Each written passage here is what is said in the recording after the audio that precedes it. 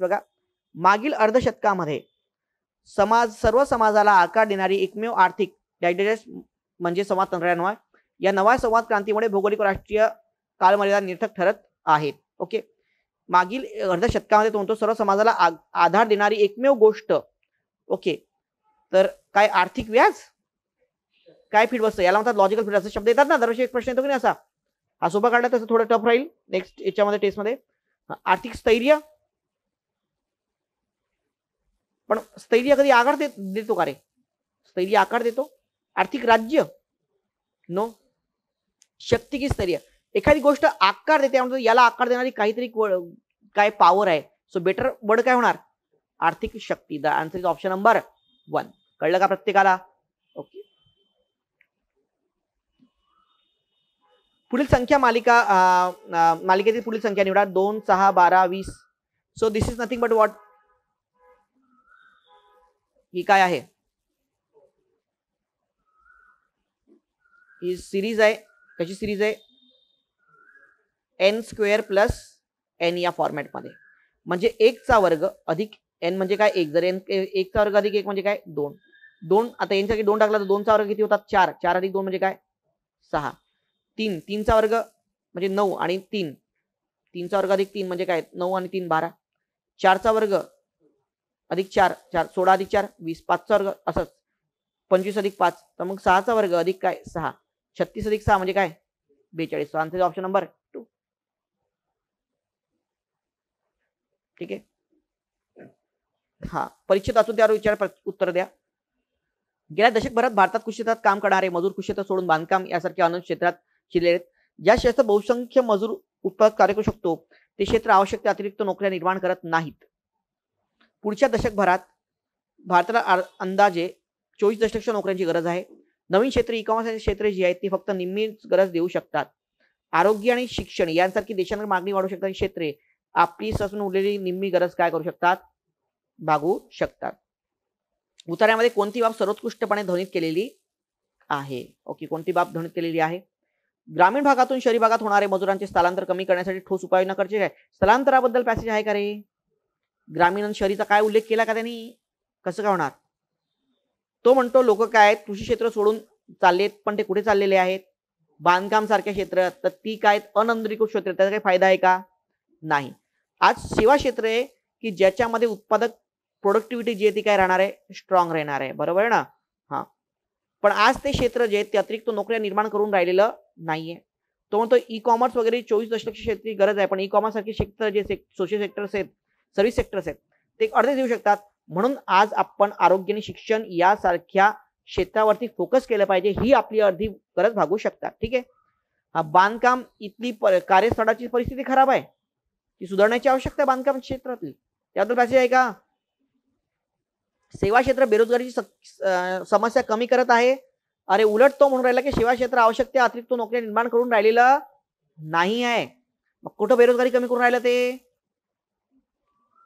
अरे मला सांगा, आरोग्य आणि शिक्षणावरती फोकस करणं गरजेचं आहे. आरोग्य आणि शिक्षक कशामध्ये येतात? सामाजिक क्षेत्रांवरती. यावरती आपण फोकस केलं पाहिजे.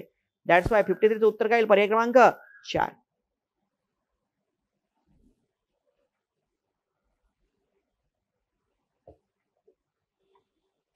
गोपनीयतेच्या अधिकारावर, ज्याला आपण म्हणतो राईट टू प्रायव्हसी, सध्या भारतात दिलेलं लक्ष डिजिटल युगाच्या काही नव्या वास्तवावर आधारलेले आहे. एखादा हक्क वस्तुनिष्ठ तेव्हाच होऊ शकतो जेव्हा तो सर्व परिस्थिती सर्वांसाठी वापरता येतो. उदाहरणार्थ, आपल्या होणाऱ्या शोषणाबाबत व्यक्तीला दिलेला अभिव्यक्ती स्वातंत्र्याचा हक्क हा अर्थशून्य ठरतो जेव्हा शोषित व्यक्ती तिला तिच्या हक्काची गळपेची बळाचा वापर करून दिले जात नाही याची खात्री मिळालेली असते. तेव्हा अशी खात्री अथवा हमी तिला संपूर्ण संरक्षण देऊनच देता येऊ शकते. यात राज्याची भूमिका केवळ शोषित व्यक्तीला स्वातंत्र्य वापर करण्यास प्रवृत्त करणे इतकीच नाही, तर त्याची गळचेपी होणार नाही यावर सुद्धा राज्याने लक्ष दिलं पाहिजे. ओके, हा, तर आता तो काय म्हणतो की सध्या आपण हे तर सध्या गोपनीयतेचे जे अधिकार आहे त्याच्यात आपण थोडं लक्ष दिलं पाहिजे डिजिटल युगामध्ये. तो म्हणतो की जर का आपण त्याला काही सपोर्ट दिला नाही, त्याला ती सिक्युरिटी दिला नाही, तर तो जो हक्क त्याला दिलेला आहे, ओके, तो काय त्याचा काही अर्थ नाहीये. ओके, हा, आणि म्हणून आपण थोडं डिजिटल युगामध्ये याचं केअर घेतली पाहिजे. डिजिटल समाजात आपली योग्य भूमिका पार पाडण्यासाठी सरकारकडे संस्था किंवा यंत्रणा असली पाहिजे. आपण होल्ड ठेवूया त्याला. नागरिकांच्या गोपनीयतेची अधिकाराची पायमल्ली खात्री केली जाणार नाही, दक्षता राखून घेतली पाहिजे. यस, हे त्याचं म्हणणं आहे, म्हणजे बत राहणारच. नागरिकांच्या गोपनीयतेची पायमल्ली न केली जाण्याची संकल्पना डिजिटल अर्थे सुसंगत नाही. उलट लेखक म्हणतो की त्याची पायमल्ली केली जाऊ नये म्हणून ही सुसंगत नाही असं म्हणता येईल का? डिजिटल व्यवस्थेची सुसंगत नाही आहे हे म्हणता येणार नाहीये. ओके, तर आता जर का आपण हा प्रश्न मी UPSC मधनं घेतलेला आहे, एका PYQ मधनं. त्याने आता बरोबर आहे तुमचं. जर अ मध्ये आपल्याला एकदम नाही की सरकार यंत्रणा असलीच पाहिजे असं नाही, सरकारने लक्ष ठेवलं पाहिजे. लक्ष ठेवणं गरजेचे आहे आज सध्या स्थितीमध्ये, बरोबर ना, की आपली योग्य भूमिका पार पाडली पाहिजे.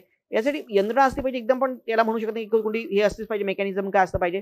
आता संस्था असेलच असं नाही, यंत्रणा ठीक आहे, मेकॅनिझम असलं पाहिजे, पण संस्था असेलच असं आपण म्हणू शकत नाही त्यामध्ये.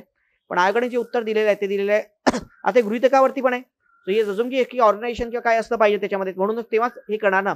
सरकार लक्ष ठेवणार म्हणजेच काय, सरकारकडे एखादं मेकॅनिझम असलं पाहिजे. सो जे उत्तर दिलंय ते दिलंय अ आणि ब. ओके,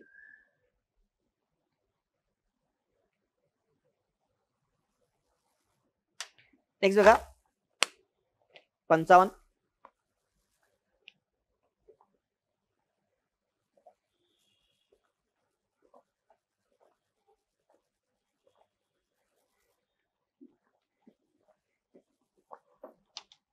पाण्यासाठी सर्वाधिक उपरोधिक बाब म्हणजे पाणी नदी किंवा पाणथडीच्या जागेतून येत असले तरी त्यांच्यापासून ते वेगळे समजले जाते. बट पाणी जे आहे ते पाणथडीच्या जागेत नाही येते, तो इन्व्हायरमेंटच्या कुठेतरी जागेत नाही येतो, पण तरी ते पाण्याला आपण जेव्हा ट्रीट करतो, जेव्हा वॉटर जेव्हा आपल्याला येतं तर आपण त्याला एक नैसर्गिक स्त्रोत म्हणून काही बघत नाही त्याच्याकडे. ठीक आहे, हा पाण्याचा वापर एक स्त्रोत म्हणून केला जात नाही, तर ते पाणी नैसर्गिकपणे एक भाग आहे ही आपण गोष्ट लक्षात घेत नाही. जल अभियांत्रिकी प्रणालीद्वारे केलेले प्रयत्न पर्यावरण परिणाम बघती करण्यापेक्षा पाणीपुरवठ्यात वाढसाठीच केले जातात. आपण जल प्रणाली जे आहेत आपला एक वारंवार उपयोग काय कशाबद्दल आहे, आपला वर्क जे आहे ते कशाबद्दल आहे, फक्त पाण्याचा पुरवठा कसा वाढवता येईल यासाठी. सर्वात तर्कसंगत आणि विवेकी कोणता अनुमान ठरू शकेल? नद्या आणि पात्राच्या जागा रामसर अधिवेशन संकेत प्रणालीनुसार संरक्षित केल्या पाहिजेत. कुठे काय उल्लेख केला आहे का रामसर कन्व्हेन्शनचा पॅसेज मध्ये? मला त्या GS चा थोडा पेपर आहे. जल अभियांत्रिकी प्रणालीचे आधुनिकीकरण आणि संवर्धन केले गेले पाहिजे. ठीक आहे, आपण होल्ड ठेवूया त्याला. पण मला सांगा, आधुनिकीकरण करा, मॉडर्नायझेशन करा, असं कुठे बोलला का? तो जल प्रणालीचं मॉडर्नायझेशन बदल आहे का? तो इश्यू आहे की आपण पाण्याला जे ट्रीट करतो त्याचं as an source of environment treat करत नाही, याच्याबद्दल आहे. तर ते जल प्रणाली डेव्हलप करायची गरज नाहीये. ओके, तो जल प्रणाली प्रयत्न केले जातात, पण ते फक्त पाणीपुरवठा वाढ करण्यासाठी केले जातात. ठीक आहे, तर इथे आधुनिकता म्हणजेच आधुनिकीकरण केलं जातं त्याचं, पण त्याचा बाकी कोणी विचार करतो का? नाही. पाणथडीच्या जागा फक्त पाण्याचा खुला स्रोत न मानता सर्वंकष आपण विचार केला पाहिजे. होऊ शकतं का हे इन इन्व्हर्टर की फक्त पाणथडे किंवा वॉटर जे हे आहेत आपण फक्त काय सोर्स ऑफ वॉटर कन्सिडर करतो, but not that is an part of what environment. त्या दृष्टीने विचार करा. आपण एक पकडू याला, पाण्याचा दुरुपयोग अथवा अतिरिक्त टाळण्यासाठी पाणीपुरवठा मोफत केला जाऊ नये. तो बेटर आन्सर आहे पर्याय क्रमांक 3. ओके, नेक्स्ट सर्वात समांतर तर्कसंगती. अर्थशास्त्र काय, तर बर्गर विकणाऱ्या सर्व केंद्रांनी त्यांचे उत्पन्न जास्त वाढवण्यासाठी फ्राईज आणि पेय देऊ केलेच पाहिजे.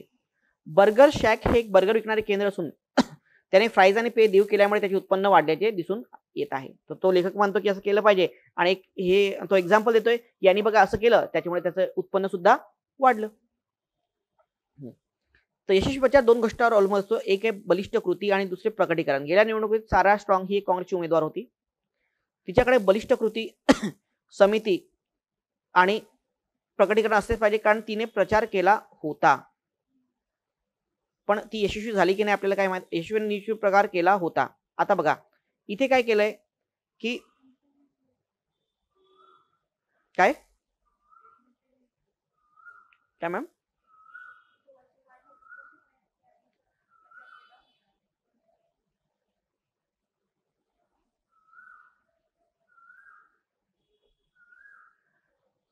हा येस, नाही बघा हे दिल्यामुळे त्याचं उत्पन्न काय वाढलं.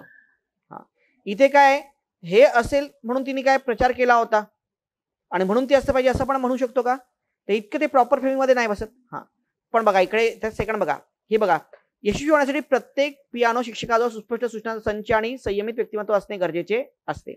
बेदर्ली हा पियानो शिक्षक आहेत, त्याच्याकडे दोन्ही गोष्टी आहेत आणि म्हणून तो काय यशस्वी आहे.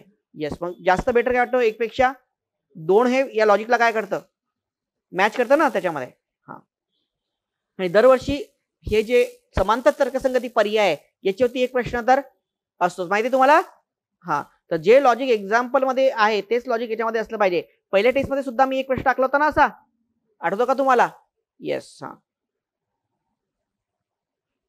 57 बघा, आकृतीवरून कोण शिष्यवृत्ती मिळून संशोधन करणारा, त्याचबरोबर प्राध्यापक किंवा शिक्षक सहभागातील आहे, मात्र अमेरिकी नाही किंवा भारतीय सुद्धा नाही. म्हणजे त्रिकोण आणि वर्तुळात तो नसला पाहिजे, बरोबर ना? हा त्रिकोण आणि वर्तुळात नसला पाहिजे, आणि बाकी तिन्ही याच्यामध्ये आहे. तो कोणता आहे रे बाबा? Okay, yes. So that's the answer is what? 3 ना. अरे कोण शिष्यवृत्ती मिळून संशोधन करणार, शिष्यवृत्ती पाहिजे संशोधन करणार, म्हणजे काय चौरस मध्ये तो असेल. प्राध्यापक किंवा शिक्षक वर्गातील आहे. प्राध्यापक शिक्षक म्हणजे काय? आयत, बरोबर आहे. चौरस आणि काय आयत मध्ये असला पाहिजे, पण तो अमेरिकी किंवा भारतीय नाही. अमेरिकी म्हणजे त्रिकोण आणि वर्तुळ म्हणजे काय भारतीय. तो त्रिकोण आणि वर्तुळामध्ये हा जो पार्ट आहे बघा, त्रिकोणवाला आणि वर्तुळाला, याच्यात तो कोणी नसलं पाहिजे, आणि दोन्ही मध्ये असलं पाहिजे. जर आपण बघितलं तर पी हे त्रिकोण हे चालणारच नाही ना आपल्याला. तर यम जो आहे तो फक्त कशामध्ये? आयत मध्ये. जे जो फक्त चौरस मध्ये, ओ फक्त आयत मध्ये. पण आपल्याला काय चौरस आणि आयत आपल्याला दोन्ही पाहिजे ना, हे दोन. सो केच असा व्यक्ती की जो दोन्ही याच्यामध्ये आहे, म्हणून उत्तर काय? पर्याय क्रमांक 3. व्हिडिओ खेळांची चांगली विक्री होण्यासाठी या खेळामध्ये संस्फोटी व्यक्तिरेखा व भरपूर धडाकेपात समाविष्ट केली जाणे आवश्यक आहे. चांगली विक्री होण्यासाठी संस्फोटी व्यक्तिरेखा आणि धडाके गोष्टी आहे. हा अरखमचा बदला या व्हिडिओ खेळाची विक्री चांगल्या प्रमाणात होत आहे, म्हणूनच त्या व्यक्तिरेखा धडाकृती असल्या पाहिजे. मॅडम त्यांनी उलट सांगितलेलं आहे. यांनी असं म्हटलं की अरखम जो आहे, ओके, याच्याकडे संस्फोटी व्यक्तिरेखा आहे आणि धडाकेस काय कृती सुद्धा आहे, जसं आपण पहिलं जे केलं सेम वे, आणि म्हणून त्याच्या व्हिडिओची विक्री काय होत आहे? चांगल्या प्रमाणात होत आहे. असं नाही म्हटलं असतं तर ते प्रॉपर त्याच्यासारखं काय झालं असतं. फक्त हा सेकंड पार्ट जो आहे तो पहिले पाहिजे असता, पहिला पार्ट काय असता? नेक्स्ट पाहिजे असता, म्हणून तो त्याच्या लॉजिकने मॅच नाही होत. आणि म्हणून आपण पहिलं पण त्या मुद्द्यामुळेच रिजेक्ट केलं. नदीकाठी शीर्षासन केलेल्या साधूचे तोंड दक्षिणेला आहे, तर त्याच्या डाव्या हाताला कोणती दिशा असेल? लक्षात घ्या, इकडे जर आपण नॉर्थ असतो आणि इकडे काय साऊथ आहे, समजा त्याचं तोंड कुठे? दक्षिण दिशेला आहे. उत्तरला जेव्हा असतो बघा, उत्तरला जेव्हा असतो तेव्हा ही कोणती दिशा आहे रे? पूर्व. आणि काय? पश्चिम. जेव्हा उत्तरेकडे तोंड असेल, समजा आता दक्षिणेकडे आपण पण उत्तराचं बघूया, तर तेव्हा तुमच्या उजव्या बाजूला कोणती दिशा होते? पूर्व. आणि ही जी दिशा आहे तुमच्या डाव्या हाताला कोणती दिशा आहे? पश्चिम. डाव्या हाताला कोणती दिशा आहे? पश्चिम. मग म्हणजेच तुम्ही जेव्हा दक्षिणेकडे बघता, तेव्हा तुमच्या डाव्या हाताला काय होते? पूर्व. कारण उत्तर दक्षिण एकमेकांना काय अपोजिट. डाव्या हाताला पूर्व असते आणि उजव्या हाताला काय? पश्चिम आहे, बरोबर. उजव्या हाताला काय? पश्चिम आहे, आणि डाव्या हाताला काय? पूर्व आहे, बरोबर आहे ना. पण सगळ्यात महत्वाचं आहे की हे केव्हा? जेव्हा व्यक्ती स्ट्रेट उभा असेल तेव्हा. हा स्ट्रेट उभा नाही, हा कसा आहे? उलटा आहे. उलटा असेल तर पुन्हा उलट, डावा उजवीकडे आणि उजवं काय? डावीकडे. सपोज बघा, आता हा पेन आहे, याचा हा हँड जो आहे, हा त्याला एकच हँड आहे, या साईडचा हँड आहे. हा हँड जो आहे तो या साईडला आहे त्याचा, म्हणजे जर याचा आपण काय बघूया, याला डावा हँड पकडूया त्याचा. माझी डावी पकडा समजा, ठीक आहे. तर याचा जो पर्सनली याचा डावी साईड जी आहे ती या साईडला गेली, ही जी काही दिशा असेल ती. जेव्हा मी याला उलटा करतो, लक्षात घ्या, तेव्हा याची डावी साईड कुठे झाली? ही झाली. तर जेव्हा आपण शीर्षासन करतो, आता मी तर शीर्षासन म्हणून दाखवू शकत नाही तुम्हाला, ओके, तर त्याच्यामुळे शीर्षासन जेव्हा करतो तेव्हा आपली उजवी बाजूला उजवा भाग होता तो डावीकडे होतो, आणि डावा भाग कुठे होतो? उजवीकडे होतो. त्याच्यामुळे त्या दिशा ज्या आहेत त्या काय होतात? पुन्हा उलट्या होत्या. त्याच्यामुळे ही पुन्हा उलट होईल. तर जसं आपण नॉर्थला होतो की उजवीकडे पूर्व दिशा आणि डावीकडे काय? पश्चिम दिशा, बरोबर आहे ना. तर डावी बाजूला काय होईल? त्याच्या पश्चिम, म्हणून उत्तर काय येईल? पश्चिम येईल. कारण काय? तो शीर्षासन करतोय म्हणून उलटा आहे तो, ठीक आहे. हा घड्याळीमध्ये 4:20 वाजले असताना तास काटा आणि मिनिट काटा यांच्यात किती अंशाचा कोण असेल? तर याच्यासाठी एक फॉर्म्युला लक्षात ठेवायचा. प्रत्येकाला कोणताही टाइम जर तुम्हाला काढायचा असेल घड्याळीमधला, तर त्याचा फॉर्म्युला काय आहे? त्याचं कन्सेप्च्युअल टीचिंग वगैरेला तो वेळ आहे आपल्या याच्यामध्ये. हा दुसरं हे की माझी मॅथ्स अँड रिझनिंगची पण मी बॅच रिसेंटली चालू करणार आहे. जर कोणाला ऑनलाईन करायची असेल तर ते करून घेऊ शकतात. तुम्हाला फास्ट त्याच्यासाठी किंवा कंबाईन करायचं असेल तुम्हाला गरजेचं राहू शकतं त्याच्यामध्ये. हा तर तुम्हाला लक्षात ठेवायचं फॉर्म्युला एक त्याच्यामध्ये 11/2m - 30 काय h. h म्हणजे काय? तास, आणि m म्हणजे काय? मिनिटे. 11 11/2 मिनिटे म्हणजे काय रे, किती मिनिटे वाजलेत, 20 मिनिटे, वजा 30 गुणिले काय एच, एच म्हणजे तास, तास म्हणजे किती रे, किती वाजलेत 4. तर हे झालं भाग द्या 10, 11 गुणिले 10 म्हणजे काय 110 आणि 4 गुणिले 120. हे मॉडमध्ये घ्यायचं. मॉडमध्ये याचा अर्थ काय रे, मॉडमध्ये, कारण कधी वेळ किंवा अँगल जो असतो तो कधी मायनस नसतो ना, म्हणून मायनस जरी उत्तर आलं त्याला काय करा, प्लस 110 वजा 120 म्हणजे वजा 10, वजा 10 मॉडमध्ये होईल काय अधिक 10, 10 degree. So the answer is option number 4. 59 चं काय उत्तर होईल 4.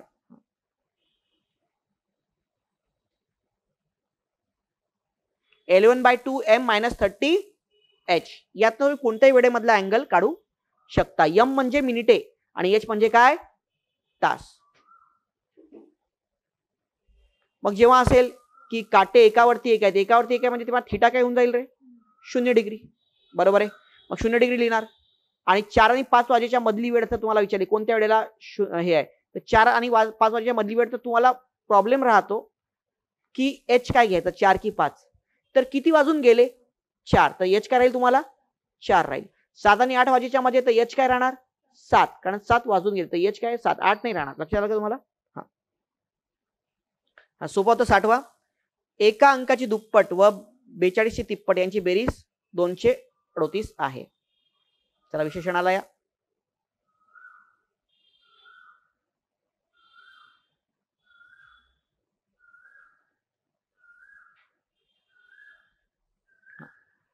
समजा हा काय मेन्शन करतोय तो बघा.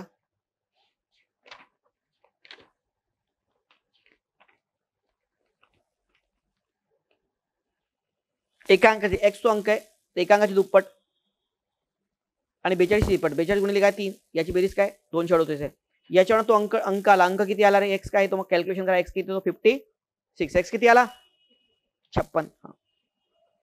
तर तो त्या अंकाची जो काही अंक आलाय तो त्याची तिप्पट आणि 42 ची दुप्पट, म्हणजे 56 ची तिप्पट आणि काय 42 ची दुप्पट, आणि याची बेरीज किती येते 252. फार सोपा प्रश्न होता.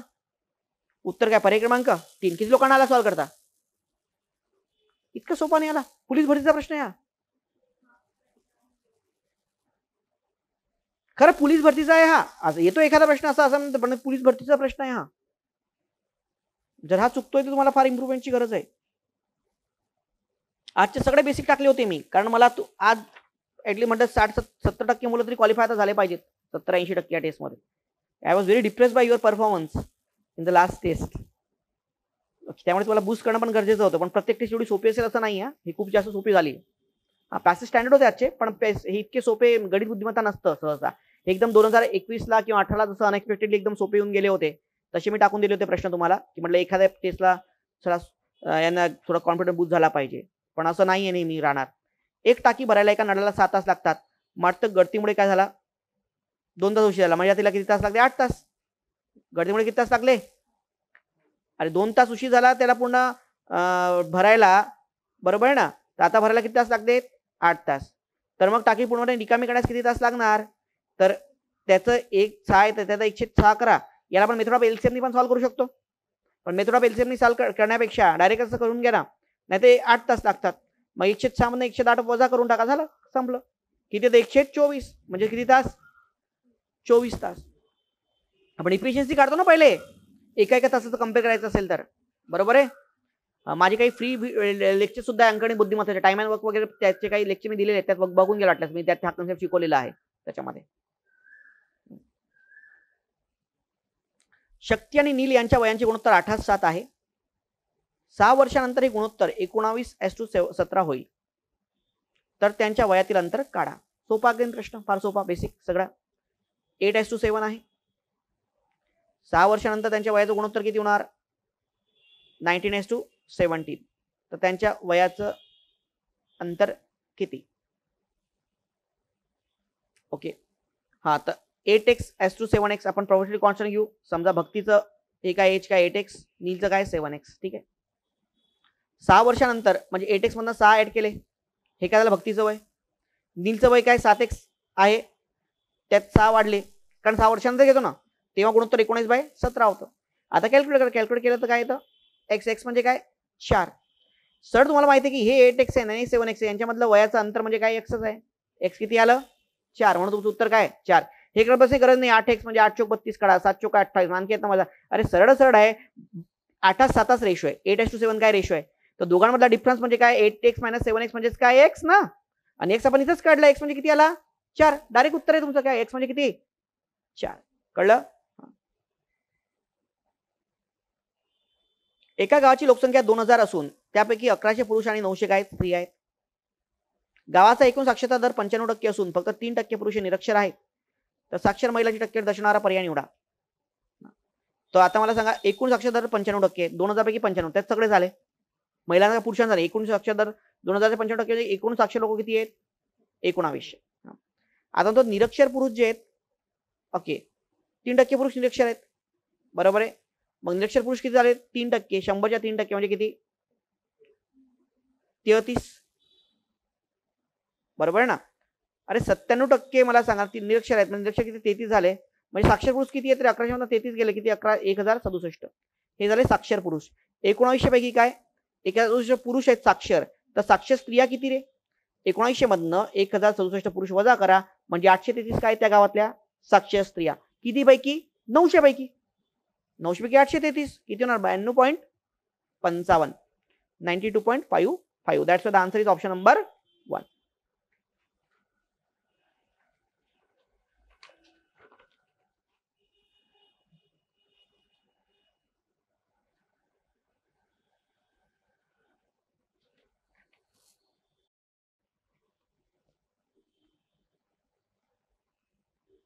चौसष्ट बघा.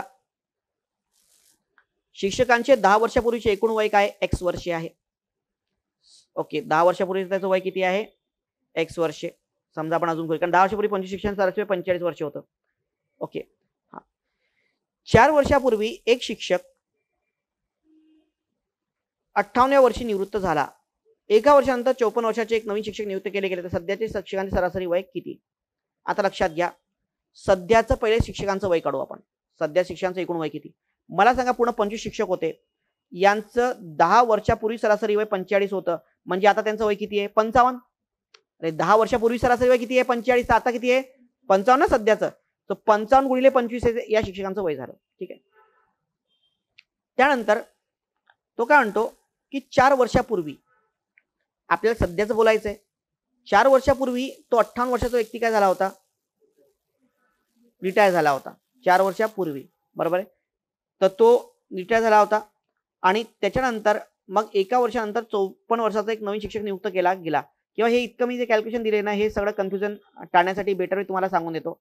फक्त आपल्याला बघा हा जातोय आणि त्या जागी काय हा येतोय फक्त इतकाच डिफरन्स आहे ना.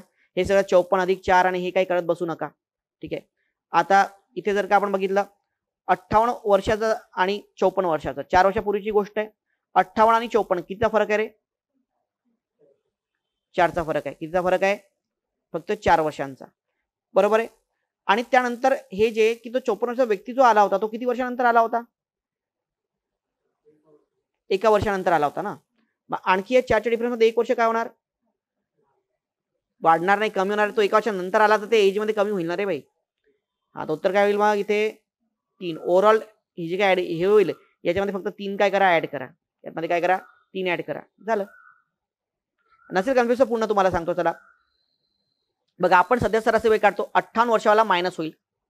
58 वर्षाचा तो सोडून गेला ना पण 4 वर्ष आधी गेला होता म्हणजे आज जर तो असता त्याचं वय किती असतं रे 58 अधिक 4 म्हणजे 62.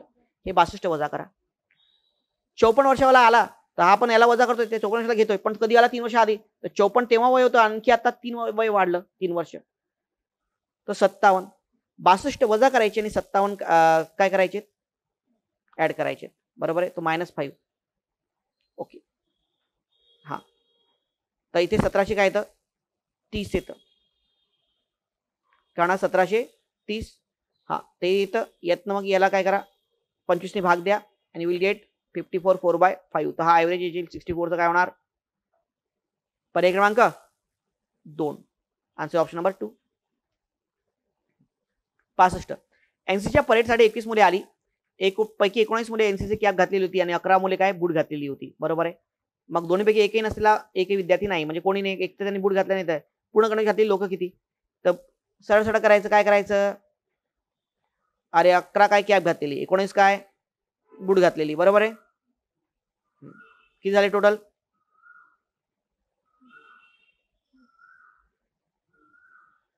30 ना, 30, 20 कुठे 30 ना, हा 30 आहेत. यापैकी आता पण लोक एक टोटल किती आहेत फक्त भरतात ते पण आहेत 21 आहेत. आपण जर दोन्हीचा डिफरन्स जरी केला 30 आणि 21चा डिफरन्स म्हणजे काय 9 लोक अशी आहेत की ज्यांनी पूर्ण गणवेश काय केलेला आहे, घातलेला आहे. ओके, कळलं प्रत्येकाला? इझी आहे. सो 9 लोक अशी आहेत की त्याने पूर्ण गणवेश घातलेला आहे.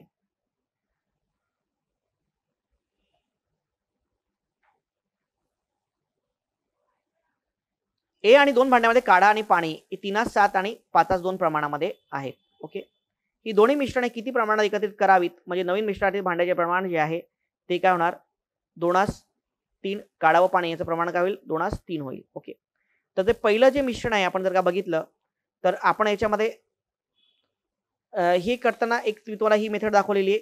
ही मेथड तुम्ही करू शकता किंवा तुमची जी ही मेथड आहे. ओके, मिक्सचर ॲलिगेशनचे ते डायग्राम काढून, बरोबर आहे ना, तर त्याने सुद्धा तुम्ही ते करू शकता. पण हे थोडं डिफिकल्ट आहे कारण याच्यामध्ये एकच दोन प्रमाणाची दोन गोष्टी नाहीत, एक प्रत्येक याच्यामध्ये काहीतरी काय प्रमाण आहे. तशा याच्यामध्ये कसं करायचं, तर एक तर यांनी काही ते एलसीएम सेम करून सॉल्व्ह करून दिलेलं आहे. त्यापेक्षा मला सांगा मग एकच गोष्ट कम्पेअर करायची आपण समजा मला सांगा एकच जेव्हा असे दोन कॅटेगरीज असतात आणि त्या दोघांचे 2-2 रेशो असतात, एक आपण कन्सिडर करूयात की काढा की पाणी, कोणतं कम्पेअर करायचं आपल्याला, पहिले आपण काढा रेफरन्स घेऊयात. काढा 3 आहे आणि 7 आहे पहिल्या ह्याच्यात, तर टोटल 10 पैकी 3 काय काढा, 10 पैकी 3 काय 3 7 आहे ना पहिल्या ह्याच्यात, तर 7 तर त्या मिश्रणामध्ये 7 आणि 3 आपण 10 प्रमाण होतं. त्या 10 पैकी काढा किती आहे 3 प्रमाण. सेकंड मिश्रणामध्ये काय 5 काढा आहे आणि 2 काय पाणी. 5 आणि 2 किती होतात 7, एकूण 7 प्रमाणामध्ये काढायचं प्रमाण किती आहे 5 प्रमाण, बरोबर आहे. आता आपल्याला जो मीन काढायचा आहे तो काय काढायचा आहे 2:3 म्हणजेच काय 2:3 म्हणजे 3 आणि 2 किती 5 ना, 5 पैकी काढायचं प्रमाण किती 2, बरोबर आहे. मग यातला डिफरन्स घ्या. चला 3/10 मधनं 2/5 जे आहे याला जर का आपण याच्यातनं हे जर काही वजा केलं आपण तर आपल्याला काय येणार रे 2/5 मधनं 3/10 वजा करा. चला तर आता बेस 5 आहे तर बेस 10 करा. अरे 5चा बेस काय, बेस इकडे 10 आहे तर इकडे पण 10 आहे ना, खाली 10 झाला तर 2चा काय होईल 4, 4 वजा 3 म्हणजे काय 1/10. इकडे बघा 5/7 आहे त्याच्यामधनं 2/5 वजा करा. एलसीएम घ्या, 7 आणि 5चा एलसीएम किती होतो 35. मग 35 करा. आता 7चं पण 35 केलं म्हणजे 5चं किती होणार, 5चा पण याने याला 5 निघणार, 5 काय 25 वजा 5चा पण 35 केलं, 7 5 35 याला 7 निघणार, 7 2 काय 14. 25 मधनं 14 गेले, राहिले किती 11/35 एकाच 10. रेशो काय आला 11:35 1/10. हा झाला रेशो काढा आणि काय पाणी.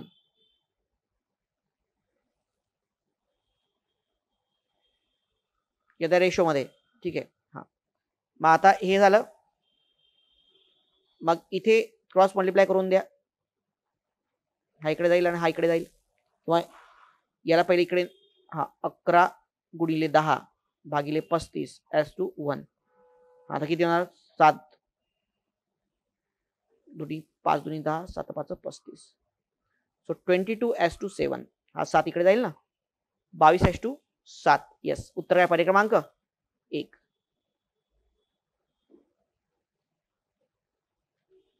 The answer is option number 1. अरे येते काय मिश्रणाची उदाहरण आहे ते. ओके, हा आता याच्यामध्ये कसं केलंय बघा, हे जे खरं तर ही एलिगेशन मेथडच ही मेन पडते याच्यामध्ये कंपॅरिझन करण्यासाठी. मिश्रणे काय 22:7 प्रमाणात हे केली पाहिजेत. यांनी काय केलं बघा, ए आणि बी दोन्ही आहेत ते 7:3 आहे आणि 5:2 आहे, तर या दोघांना रेशो करून टाकला 70-70चा, कारण 7:3 म्हणजे किती 10 मध्ये आणि 5:2 म्हणजे हे 7 प्रमाण, या दोघांचा लसावी किती 10 आणि 7चा 70, बरोबर ना. या दोघांना 70-70 प्रमाणात घेतलं. मग जर 70 झालं तर 3:7 जे आहे तर एक्स म्हणजे काय त्यांनी घेतलं, तर लक्षात घ्या याच्यात काढायचं प्रमाण किती आहे पाण्याचं, वरती त्यांनी काढा घेतला. आता पहिल्या याच्यात मला सांगा त्यांनी 70x पैकी काढा किती आहे 10चं 70 म्हणून हे समजणं थोडं अवघड आहे, म्हणून मी तुम्हाला ती मेथड सांगितली. 10चं जर त्यांनी काय केलं 70 केलं म्हणजे त्यांनी 7नी गुणलं, 3 7 होतं ना, म्हणजे एकूण प्रमाण किती होतं 10. 10चा यांनी काय केलं 70 केलं म्हणजे याला किती गुणलं 7नी ना, तर यालाही 7नी गुणावं लागेल, तर 7 काय 21 होईल. आणि हे पाण्याचं प्रमाण 7 49 म्हणून खाली काय गेला 49 पाणी. नेक्स्ट याच्यामध्ये बघा 5च 2 होतं, तर आता आपण आधी काय होतं 5च 2 म्हणजे किती 7 प्रमाण, 7चं केलं त्यांनी 70 म्हणजे किती गुणला त्यांनी 10नी, तर हा 5चा काय होईल 50 आणि 2चा काय होईल 20 आणि त्यात कम्पेअर केलं आणि त्यातनं त्यांनी 2/3 हे इक्वेशन केलं. बरोबर आहे. पण इथे एलसीएम तुम्हाला घ्यावा लागतो, त्याला गुणाकार करावा लागतो, ते एक्झाम लक्षात राहिलं तसं नाही, म्हणून ती एलिगेशन लावलेली मेथड जास्त बेटर पडते. याचा सॉल्व्ह करा, you will get the answer. X and वायचा रेशो जो काही आहे मिश्रणांचा तो 22/7. तुम्ही असे करू शकता. नेक्स्ट बघा 67. एका वाहनाच्या पुढील चाकांचा परीघ 3.5 मीटर आहे आणि पाठीमागच्या चाकांचा परीघ किती आहे 3 मीटर आहे. जर वाहन 54 किलोमीटर पर आवर ने गतिमान असेल तर दोन्ही चाके पूर्ण फेऱ्या करण्यासाठी लागणारा कमीत कमी वेळ किती असणार. तर पहिले मला सांगा 3.5 मीटर आणि 3 मीटर बरोबर ना, याचा लसावी किती आहे 21 होतो. किती येतो 21. ठीक आहे. हा आता 54 किलोमीटर पर आवर ते स्पीड आहे, त्याला 5/18 ने हे केलं तर ते स्पीड काय होते 15 मीटर पर सेकंद. अरे त्याला मला सांगा तुम्ही इकडे मीटर मध्ये आहे तिकडे किलोमीटर पर आवर आहे, त्याला मीटर पर सेकंद कन्वर्ट करावं लागणार का स्पीडला. करा ना कन्वर्ट. किती येतं 15 मीटर पर सेकंद आहे. परिघाचं लसावी काय 21 आहे, तर 21 भागिले काय 15, 21/15 म्हणजे किती 1.4 सेकंद झालं. Time is what distance upon the speed. उत्तर पर्याय क्रमांक 4. एका वर्तुळाचा परीघ व चौरसाची परिमिती काय सारखीच आहे, त्यापैकी काय खरे आहे. परिमिती म्हणजे काय वर्तुळाची परिमिती काय 2πr आणि त्याचं परिमिती स्क्वेअरची काय 4a. ए म्हणजे चौरसाची पाहिजे, आर म्हणजे वर्तुळाची. हा याच्यावर तुम्ही आपण काय काढू शकतो आता ए इक्वल टू व्हॉट, हा 2 भागिले गेला ना 4 भागिले जाईल, तर πr/2 πr/2. तर क्षेत्रफळ हे समान आहे. क्षेत्रफळ म्हणजे काय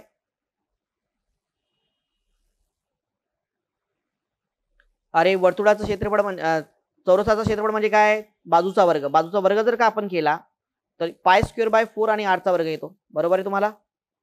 बाजूचा वर्ग काय π²/4 r चा वर्ग. याला जर आपण डिफरन्शिएट केलं तर हा π² झाला, तर π² म्हणजे काय 2 वेळा πr² म्हणजे वर्तुळाची त्रिज्या असते ना, सॉरी वर्तुळाचं काय असतो क्षेत्रफळ.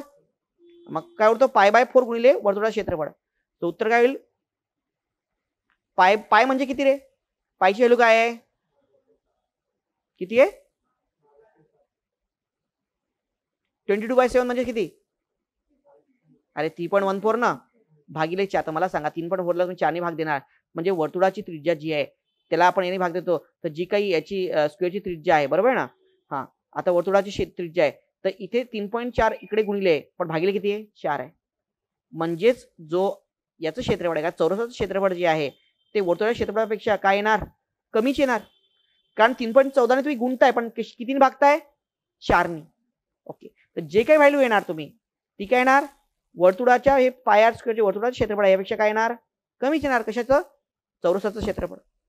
तर 68 उत्तर काय पर्याय क्रमांक 3. 69.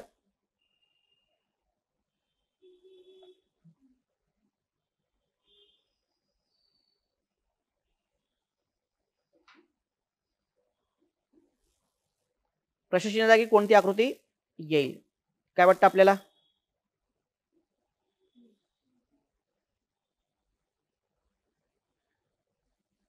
इथे 3 बघा याला याला कम्पेअर करा.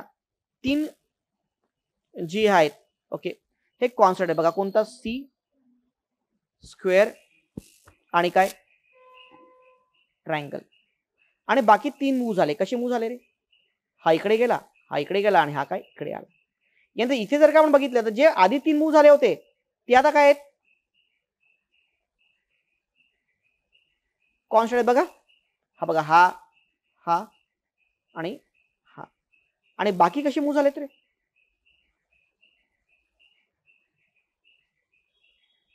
बरोबर आहे. पहिले 3 क्लॉकवाईज नंतर आणि 3 कॉन्स्टंट नंतर ते क्लॉकवाईज नंतर आणखी अँटी क्लॉकवाईज दुसरे 3 काय करतात अँटी क्लॉकवाईज वगैरे. ओके हा मग आता मला सांगा याच्यामध्ये कोणते तीन आहे ते कॉन्स्टंट होते?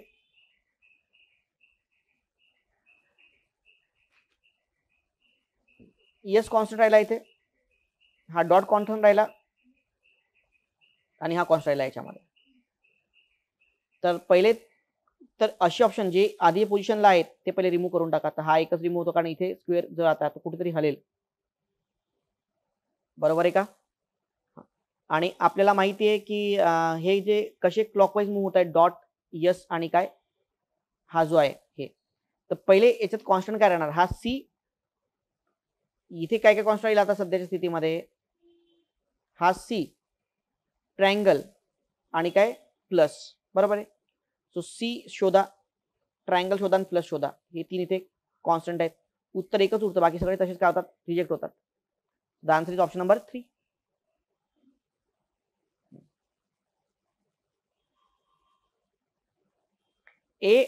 $B चा अर्थ आहे ए हा बीचा भाऊ आहे, A@B चा अर्थ ही बीची भाऊ आहे, ए हा बीचा अर्थ ही बीची मुलगी आहे, एक्स्ट्रा ए हे बीचे वडील आहे. तर WTQ ही भावंडे असल्याची नातेसाखळी निवडा. तर WTQ ही काय? भावंडे आहेत. ओके, आपल्याला काय लागतं? WT आणि Q. सो WTQ भावंडे. तर एक लक्षात घ्या, तुम्हाला जर का ऑप्शन रिमूव्ह करायचे असतील याच्यामध्ये, हे तुम्ही काय सगळं फ्रेम करता, हा याचा भाऊ काय करण्याची गरज नाही, तुम्हाला लक्षात घ्या. आता भावंड म्हणजे काय की त्यांच्यामध्ये WT आणि Q च्या मध्ये डायरेक्ट कधी रिलेशनशिप जे आहे ते वडील मुलाचं वडील मुलीचं यायला नको. आता बघा हा काय म्हणतोय इथे, हॅश सिम्बॉल म्हणजे काय? मुलगी असते. स्टार म्हणजे काय? वडील असते. तर वडील आणि मुलगी असं कुठलंही रिलेशन किंवा बायकोचं रिलेशन हे यांच्यामध्ये आलेलं नसलं पाहिजे. WT आणि Q मध्ये डायरेक्ट. आता मला सांगा इथे जर आपण बघितलं तर इथे बघा WT आणि Q मध्ये रिलेशन पाहिजे ना. WT मध्ये कोणता संबंध आहे रे स्टारचा? वडिलाचं रिलेशन. जर W या टीचा वडील असेल तर ते भावंड होतील का रे? Option remove. इकडे या. अगेन Q आणि T, आपल्याला WTQ पाहिजे ना, तीन जण. कोण पाहिजे? WT आणि Q ही भावंड पाहिजेत. यामध्ये कुठेही या तिघांमध्ये डायरेक्ट रिलेशनशिप मध्ये स्टार किंवा हॅश दिसता कामा नये. इथे काय आला? स्टार, वडिलाचं रिलेशनशिप झालं. इथे बघा W आणि T मध्ये काय आलं रे? हॅश. हॅश म्हणजे काय? मुलगी. अरे कोणी मुलगी आहे तो भावंड येईल का? तिची मुलगी भावंड कशी होणार? Option reject. एकच पर्याय होतो. पर्याय क्रमांक काय? महत्वाचा मुद्दा काय आपल्याला हे करता आला पाहिजे. तुम्ही एक्झाम मध्ये काय सॉल्व्ह करत बसता प्रत्येक उदाहरणाचं, याला फ्रेम करा मग ते बनतो का भावंड? वेळच नाही तितका आपल्याकडे. आपल्याला अशी रिमूव्ह करता आला पाहिजे प्रश्न. हा, ऑप्शन रिजेक्ट करा, तसं उरतं तुमच्याकडे. कोणता निष्कर्ष आहे? सर्व कपडी धागे आहेत. सर्व कपडी काय आहेत? धागे आहेत.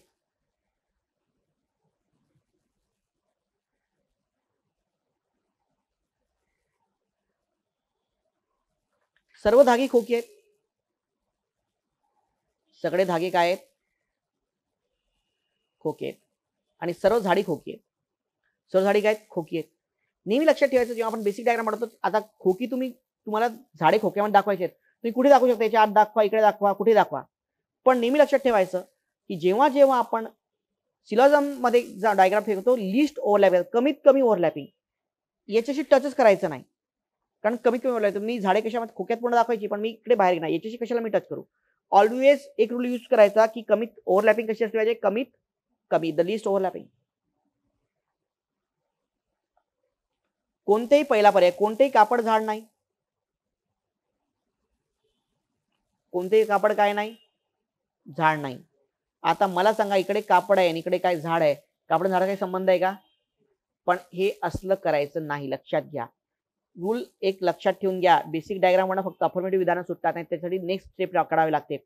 लक्षात घ्या, एक नियम सगळ्यात मोठा, सगळी विधानं इथे कशी आहेत?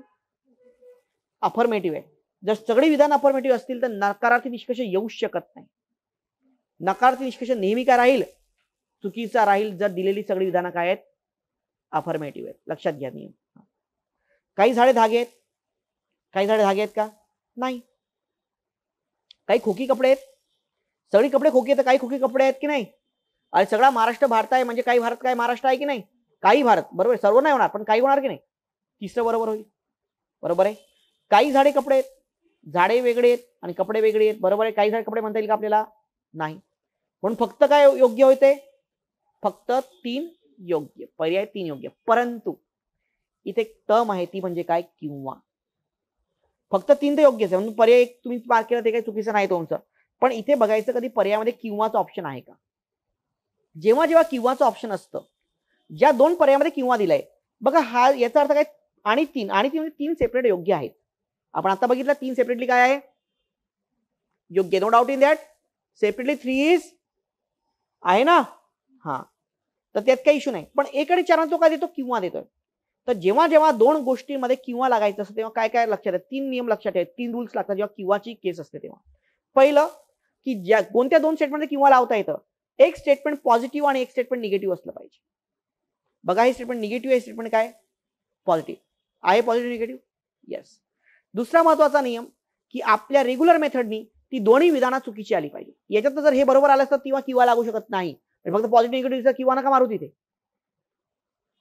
आपल्या रेग्युलर मेथडने जी आपण रेग्युलर मेथड पहिले सॉल्व्ह केली ना, त्याने ती दोन्ही विधानं काय आली पाहिजेत? चुकीची आली पाहिजे. चुकीची आहेत का दोन्ही विधानं? आणि त्या ज्या 2 विधानामध्ये आपण किंवा लावतो त्याच्यामध्ये कॅटेगरी सेम असल्या पाहिजे. कॅटेगरी म्हणजे काय? खोकी कपडे आणि कापड झाड याच्यात किंवा लागू शकत नाही. कापड आणि झाड आणि कापड कॅटेगरी काय आहेत? सेम. ते मागे पुढे झालं त्याने काही फरक पडत नाही.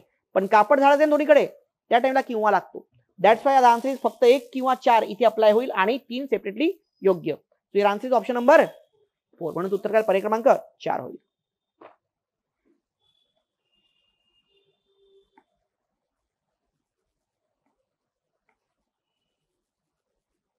ओके. हा 72. 5 मित्र एबीसीडी मुंबईहून 5 वेगळ्या ठिकाणी चेन्नई, कोलकाता, दिल्ली, बेंगलोर, हैदराबाद या ठिकाणी प्रवासासाठी गेले आहेत.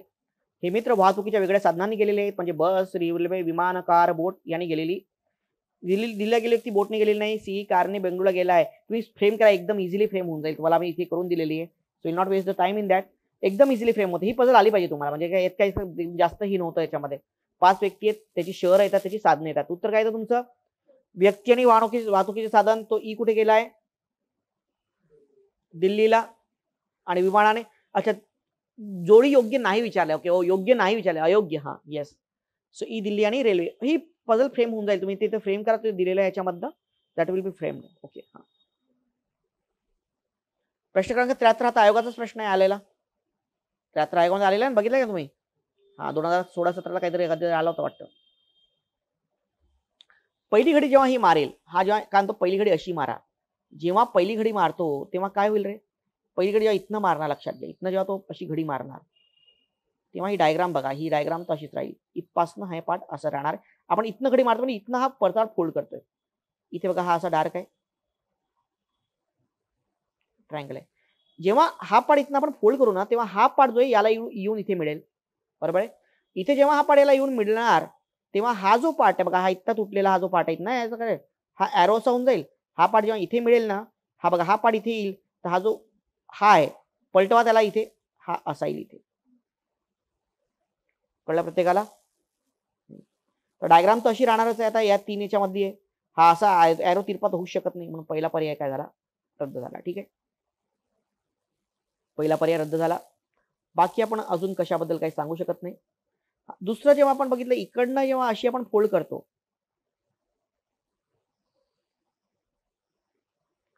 तेव्हा ही दुसरीकडे जेव्हा इथं फोल्ड होते तर ही पार्ट जो याला टच होतो, हा पार्ट याला टच होतो.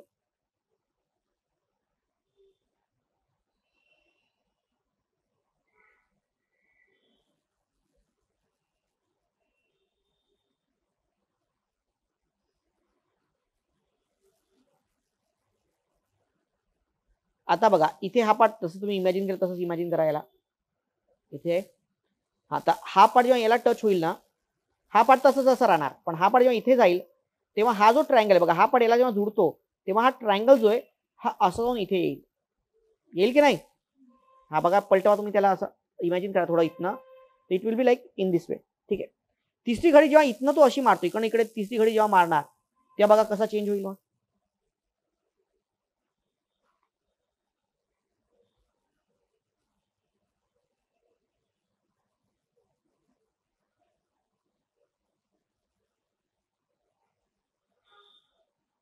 बरोबर आहे.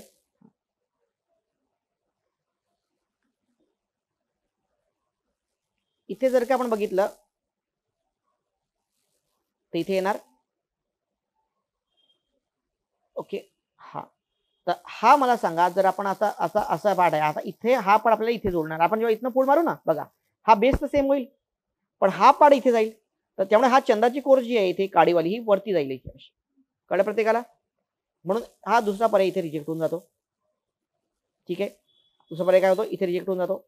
अगेन हा जो पार्ट आहे इथले असंच राहील ना, तर त्यामुळे हा सुद्धा काय होऊन जातो रिजेक्ट, कारण हा इकडे दूर थोडी जाणार आहे, इथे इथनं हे आलतं ना. आता इथनं जेव्हा आपण चेंज होतं तर हे ऑलरेडी असं आहे, हा ट्रायंगल जेव्हा इथे पलटवू तर हा ट्रायंगल असा उलटा होऊन जाईल, बरोबर, असं उलट होईल ना हा ट्रायंगल, बघा असं होईल की नाही. हा ठीक आहे, हा जो पार्ट आहे इथला हा इकडे चालला जाईल असा, हा जो पार्ट आहे हा इकडे येईल ना, असा होईल की नाही. तर इमॅजिन करा. So will get the answer as option number 4.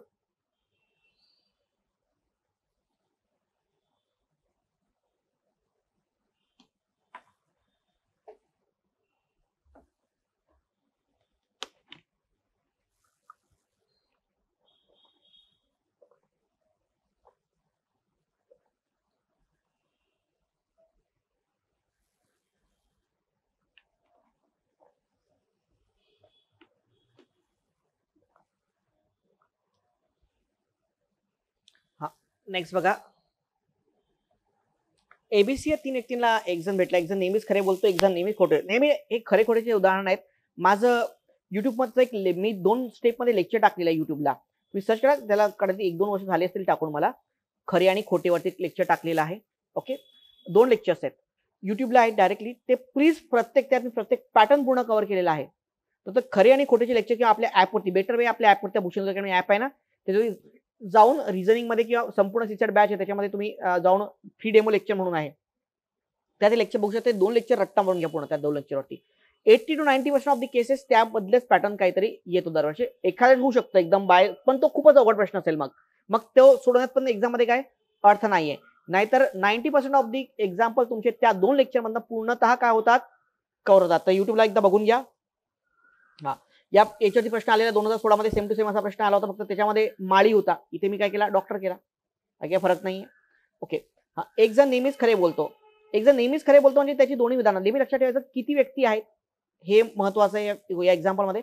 दुसरं महत्वाचं आहे की किती व्यक्ती काय बोलतात, किती लोक खरे बोलतात, किती व्यक्ती खोटे बोलतात. तुम्ही प्रश्नाला डॉक्टर कोण याला सर्च करत बसा, असं नाही करायचं. किती एक जण नेहमी खरे म्हणजे एकाचे दोन्ही विधानं काय आले पाहिजे, ट्रू. एक जण नेहमीच खोटे बोलतो आणि त्याची दोन्ही विधानं काय आले पाहिजे, फॉल्स. आणि एकाचं एक ट्रू आलं पाहिजे आणि एकाचं एक काय आलं पाहिजे. एक जण एक वेळा तो ट्रू बोलतो, एकदा काय फॉल्स बोलतो, बरोबर आहे. मग यानंतर काय करायचं, आपण स्टेटमेंट बेसिस जायचं. या बेटर वे याच्यामध्ये काय करायचं, काहीतरी अजूम करून टाका. सो फर्स्ट अजूम की कोणीतरी डॉक्टर आहे. मला सांगा तुम्ही कोण अजूम करता, अजूम करा तुम्ही सांगा काय कशाने ट्राय करायचं. पण ट्राय एरर याचे एक्झाम्पल ट्राय अँड एरर करावं लागतं, त्याशिवाय पर्याय नाही आहे. सपोज आपण अजूम करूया, त्यांचं होतं की ए हा डॉक्टर आहे. आपलं अजम्पशन काय, कोण डॉक्टर आहे, तर ए हा डॉक्टर आहे. तर मी डॉक्टर आहे याचं विधान हे काय होईल, ट्रू. बीचं विधान मी डॉक्टर हे काय, फॉल्स. आणि बी म्हणतो, सी म्हणतो बी डॉक्टर, हे पण विधान काय होईल, फॉल्स ना. हे पण काय होईल, फॉल्स. अरे कारण डॉक्टर कोण आहे, तुमचं अजम्पशन काय, डॉक्टर कोण आहे ए, तर सी म्हणतो नाही बी डॉक्टर आहे, नाही डॉक्टर कोण आहे, तर हे फॉल्स झालं. बी म्हणतो मी डॉक्टर, हे पण काय झालं, फॉल्स. चुकीचं झालं की नाही, यस ऑर नो. आता लक्षात घ्या, इथे नेहमी खरे बोलणारा एकच व्यक्ती आहे, कारण याचे 2 विधानं फॉल्स आहेत, याचं एक ट्रू आणि एक फॉल्स आहे. तर इथे फॉल्स फॉल्स आला की नाही, याचा अर्थ खरे बोलणारा व्यक्ती कोण आहे, कारण याच्याकडे एक ट्रू आहे ना, बाकीकडे फॉल्स आहे. तर म्हणजे बी खोटे बोलतो हे विधान काय, खरं आहे. हा काय म्हणतो, बी खोटे बोलतो विधान काय, खरं आहे, बरोबर. आपण हे काय घेऊयात, एचे दोन्ही विधान काय, ट्रू घेऊयात, बरोबर. ए काय नेहमी खरे बोलतो, त्याचे दोन्ही विधान झाले ट्रू. तर बी हा काय बोलला की मी डॉक्टर आहे, आणि बी काय खोटे बोलतो. आता बी खोटे बोलतो तर बीचं विधान काय, मी डॉक्टर आहे. मग बी खोटे बोलतो तर बीचं विधान काय असतं, हे विधान काय, सी बी न काय म्हटलेलं आहे, सी खोटे बोलतो. बी जो आहे तो खोटे बोलतो, म्हणजे याचं हे सुद्धा विधान काय आलं पाहिजे, फॉल्स. आता सी खोटे बोलतो हे फॉल्स आहे, म्हणजे सी कोण आहे रे, खरा बोलणारा. अरे सी खोटा बोलतो हे विधान जर चुकीचं आहे, म्हणजे सी काय खरा बोलणार आहे. पण सी खरा बोलणारा आहे का, कारण सीचं पहिलंच विधान काय आलेलं आहे, खोटं आलेलं आहे. म्हणजे आपलं लॉजिक चुकतंय, म्हणजे आपलं लॉजिक काय होतंय, चुकतंय. समजलं ना, contradicting with our logic. Okay, म्हणजे आपण जे अजूम केलं होतं की ए खोटे बोलतो हे उत्तर कळलं. आता दुसरा ट्राय करू, पर्याय 2. सपोज आय एम ट्राईंग की समजा बी डॉक्टर आहे, हे मी अजून करतो. ए हे डॉक्टर आहे हे विधान काय? फॉल्स. मी डॉक्टर हे विधान पण काय? फॉल्स. आणि बी डॉक्टर हे विधान काय? ट्रू. हा, हे फॉल्स, हे ट्रू आणि हे पण ट्रू. आता कळलं का प्रत्येकाला? आता दोन्ही खोटे बोलणारा एक व्यक्ती आहे, तो या दोघांकही बी आणि सी पैकी तर होऊ शकत नाही. बरोबर आहे. बी खोटे बोलतो हे विधान जे आहे हे याचं काय? आता दोन्ही फॉल्स, एकच व्यक्ती होऊ शकतो एक, आणि याचं पहिले विधान फॉल्स आहे, बाकीचे ट्रू ट्रू आहेत. बी खोटे बोलतो हे काय झालं? फॉल्स झालं. फॉल्स झालं की नाही? हो, तो बी खराब बोललाय ना इथे. येस. आता एच बघा, दोन्ही विधान काय? फॉल्स आहे, म्हणजे ए खोटे बोलतो हे विधान काय झालं? ट्रू. बरोबर आहे ना, कारण एचे दोन्ही विधान काय? फॉल्स आहे, म्हणजे ए खोटे बोलतो विधान काय? ट्रू. आणि हा तो सी खोटे बोलतो. सी खोटे बोलणार आहे का रे? सी कसा आहे? खरे बोलणार आहे ना. सीचे दोन्ही विधान काय? ट्रू आहेत ना, म्हणून काय झालं? फॉल्स. बघा दोन्ही फॉल्स, एक ट्रू आणि एक फॉल्स आणि एक दोन्ही ट्रू. बघा तिन्ही लोक आले की नाही आपल्याला? Condition satisfied? येस. केव्हा? जेव्हा आपण अजून केलं की बी काय आहे? डॉक्टर आहे. पण असं हे एका याने समजणार नाही. प्लीज ते दोन्ही व्हिडिओ तुमचे 2 तास द्या, घोटून घ्या त्या व्हिडिओना, त्याच्या बाहेर 90% प्रश्न जाणार नाही. ओके. तर आन्सर ऑप्शन नंबर 2. PQRचे 7 प्राध्यापक आहेत, त्यांचे 7 ते सब्जेक्ट आहेत वगैरे, क्रमांक शिकवतात, हा शिकवा आधी. हे पण पझल थोडी सोपीच होती ना. कम्प्युटर याच्या आधी पण जेवढी विचारत होतो त्याच्यामध्ये ती सोपीच होती. उत्तर काय द्यायचं? बघा पझल वगैरे आपण घेत बसले, तुम्हाला माहिती आहे. तुम्हाला बी चार्ट दिलेला असतो, तुम्ही ते घरी ट्राय करा, कारण पझल घेणं म्हणजे 15-20 मिनिटं एका याला जातात. उत्तर काय येणार? रसायन शास्त्र येते का? हा, ते बघा, ट्राय करा, त्याच्यामध्ये आलं पाहिजे तुम्हाला. हा, नेक्स्ट 76. लैंगिक शिक्षण या अत्यंतिक महत्वपूर्ण विषयासंदर्भात सर्वसामान्यपणे भारतीय जनमानसात कपालीची अनास्था दिसून येते. जगातील दुसऱ्या क्रमांकाची लोकसंख्या हा देश लैंगिक शिक्षणाविषयी मात्र अत्यंतिक उदासीन आहे. याचा विरोधाभास चमत्कारिक आहे. सुशिक्षित भारतीयही या गोष्टीत अपवाद नाही. तुम्ही महाराष्ट्रातील एका खेडेगावातील माध्यमिक शाळेत मुख्याध्यापक म्हणून कार्यरत आहात. नव्या सरकारी आदेशानुसार दर आठवड्याला 1 तास लैंगिक शिक्षणासाठी राखून देणे बंधनकारक आहे. तुम्ही शाळेतील इतर सहकारी शिक्षक अनुत्सुक आहेत, शिकवणारे शिक्षक सुद्धा अनुत्सुक आहे. तुम्ही पुढाकार घेतला तर गावातून सुद्धा विरोधाचा सामना करावा लागेल. मुला-मुलींना भलतंसुलतं संस्कार दिले, तसेच असं गावकऱ्यांचं सुद्धा मत आहे. मग आता संतत चालवून येईल अशी पण सुद्धा भीती वाटते. तर तुम्ही याला हे केला, त्यात निर्णय काय घ्याल? अशा टाईपच्या प्रश्नांमध्ये पहिले तुम्ही कोण आहात हे लक्षात आलं पाहिजे. आणि तुम्ही काय केलं पाहिजे? तुम्ही कोण आहात रे? मुख्याध्यापक आहात. ओके. आणि गावातला सोशल प्रश्न, मुख्याध्यापक आहे तुम्ही, कोणी जरी का असला तर तुम्हाला मग समन्वय साधूनच गोष्टी काय करू शकतात, म्हणजे लोकांना काय समजवणे. बरोबर आहे. आणि यासाठी समजवण्यासाठी लोकांना समजवणे, त्यासाठी लोकांमध्ये काय आणणे? अवेअरनेस आणणे. बरोबर आहे. तुम्ही माघार घ्याल तर होणारच नाही, शासनाचा निर्णय आहे. बरोबर आहे ना. हा, गोपनीय अहवाल नकारता शेरबाजी करण्याचा इशारा द्याल, असं होईल का? ओके. हा, लोकांना हे जे आहेत लोकसंख्या वाढ आहे, लैंगिक आजार आहेत, हे विनयभंग आहेत, बलात्कार, यासाठी पडून येण्याचा काय करणार? प्रयत्न करणार. तुमच्याने होणार आहे का रे? पण लक्षात घ्या, कारण ही पुढे सोशल इश्यू आहे. एका शिक्षकाने काय या गोष्टी चेंज होऊ शकतात का? बेटर वे आहे की जर असा सेन्सिटिव्ह इश्यू आहे तर मग तिथल्या जे NGOज आहेत, काही स्वयंसेवी संस्था आहेत, याच्याकडनं तुम्ही काय करा? वर्कशॉप आयोजित करून त्यांच्यामध्ये काय करणार? अवेअरनेस क्रिएट करणार. बरोबर आहे ना. हा, तर गावकऱ्यांसाठी, शारीरिक शिक्षकांसाठी आणि अवेअरनेस आणणं तुमचं काम असेल. उत्तर पर्याय क्रमांक 4 विल बी जास्त बेटर होईल. आणि 3 सेकंड प्रायोरिटी असेल. 3 ला काय असेल? सेकंड प्रायोरिटी असेल. नेक्स्ट. शासनाने संपादित केलेल्या नियोजन कामासाठी अवयोग आणलेल्या पडीक भूखंडाच्या उपयोजनासह निविदा मागवण्यात आल्या आहेत.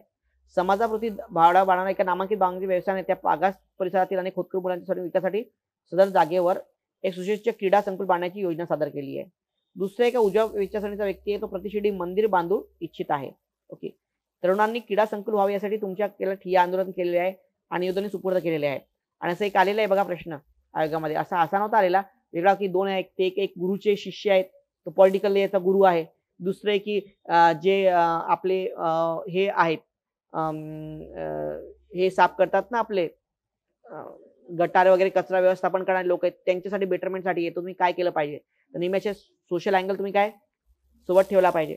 आणि इव्हन बघा, मी असं हे करत नाही, तारीफ करत नाही, पण तुम्ही बघा आपले प्रत्येक डिसिजन मेकिंगचे प्रश्न सुद्धा आम्ही मॅक्सिमम क्वालिटी ठेवतो, पण मी अनेकदा बघतो डिसिजन मेकिंगचे बाकी अकॅडमीचे प्रश्न काय की रस्त्यात बॉम्ब दिसतात, तुम्ही काय करणार? असले प्रश्न डिसिजन मेकिंगचे येतात का? इथे डिसिजन मेकिंग सुद्धा आम्ही तितके लॉजिकली काय केलेले आहेत, पूर्णतः सेट केलेले आहेत त्याच्यामध्ये. बरोबर आहे ना. हा, तर इथे जर आपण बघितलं तर एकाची निवड करायची, 2 तुल्य वळणं याच्यामधनं. बरोबर आहे. लॉटरी पद्धतीने निर्णय काय होईल? का लॉटरी पद्धतीने निर्णय घ्या. पाहता माय जबाब घेणे परवडणारे लक्षात घेता राजकीय विरोध पत्कारून क्रीडा संकुलासाठी वापर करण्याचे ठरवाल. बरोबर आहे का? येस. अंतिम निर्णय पाठवून आदेशाची वाट बघणे हे पण होईल का? नाही. उत्तर काय 2 होईल ना? नाही, 2च आहे ना उत्तर. नेक्स्ट. थर्ड पॅरा कशाबद्दल आहे? कौशल्य विकास चलन आहे. ओके, अपुऱ्या संधी आहेत, सुविधा नाही आहेत वगैरे वगैरे त्यांनी म्हटलेलं आहे. तर ती पूर्तता नाही आहे, अशा याच्यात संस्था परवाने रद्द करण्याची जबाबदारी तुमच्यावरती आहे. तुम्ही मूलभूत प्रशिक्षण तसेच उपयोगी ज्ञान संस्थेला भेट दिली, तिथे तुम्हाला बऱ्याच पुरवठी पूर्तता नसल्याचे लक्षात आले. एका संगणकावर 3 ते 4 विद्यार्थी शिकावे लक्षात आहेत. बरोबर आहे ना? मग ती जे इन्स्टिट्यूट आहे, मग अशा तुम्ही काय करणार? असमाधानकारक आहेत त्या संस्थेचे निकष जे आहेत. ओके, आता तातडीने परवाना रद्द करणं हे काय होईल का? रद्द करून टाका. तुम्ही थोडं बेटरसाठी काम केलं पाहिजे तिथे. हा, आणि तिथे काय विद्यार्थ्यांना पाहिजे असं तर तुम्ही हे करणं. ओके, आता कारण रद्द करून हे होणार नाही. मग तिथे जे विद्यार्थी शिकतात त्यांचं काय? बेटर वे काय होईल? मग स्किल इंडिया अभियान अंतर्गत वेळोवेळी हाती येणाऱ्या चिकित्सा करणारी, त्यानुसार भविष्यातील कार्यकृती आखणारी एक आढावा समिती शिफारस नेमाल आणि या समितीत संस्था प्रतिनिधी, शासन प्रतिनिधी तसेच लाभार्थी विद्यार्थ्यांचे सहभाग असणार. उत्तर काय? पर्याय क्रमांक 4.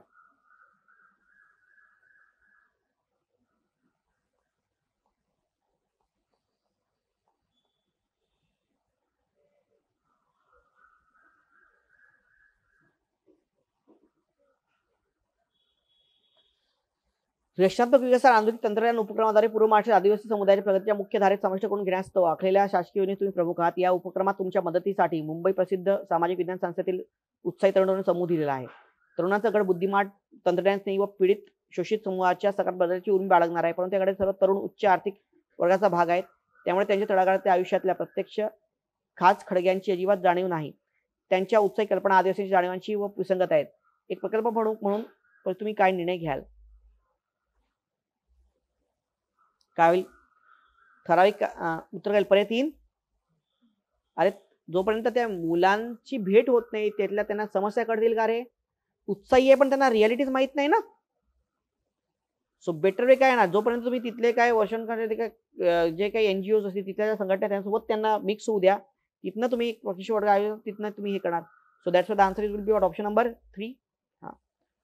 कोविडोत्तर काळात लादल्या गेलेल्या अप्रिय निर्बंधामुळे मुलांना दैनिक शालेय ताकिसांसाठी इतर शिक्षण उपकरणांसाठी वापर करणं गरजेचं झालेलं आहे. स्मार्टफोन, इंटरनेट यावर शैक्षणिक कारणातील इतर मुले घालत असलेला मुबलक वेळ ही जगभर चिंतेची बाब झालेली आहे. मग जबाबदार पालक म्हणून तुम्ही काय करणार? स्मार्टफोन आणि इंटरनेट हे अपरिहार्य भविष्य असल्या कारणाने, तेव्हा कुठलीही गोष्ट शक्य नसल्या कारणाने मुलांच्या विश्वास ठेवून त्याच्या प्रवृत्त करणार नाही. हे होईल का? नाही. बेटर उत्तर काय होणार? 4th. टाळणं थांबू तर शकत नाही ना, कारण आता कोविड याच्यामध्ये काय आहे, आता डिजिटल युग तर आलेलंच आहे. पण मग त्यांना काय करा, मग जे प्रोडक्टिव्ह वर्क आहे त्याच्यामध्ये समाविष्ट करून घ्या. So that's the answer option number 4.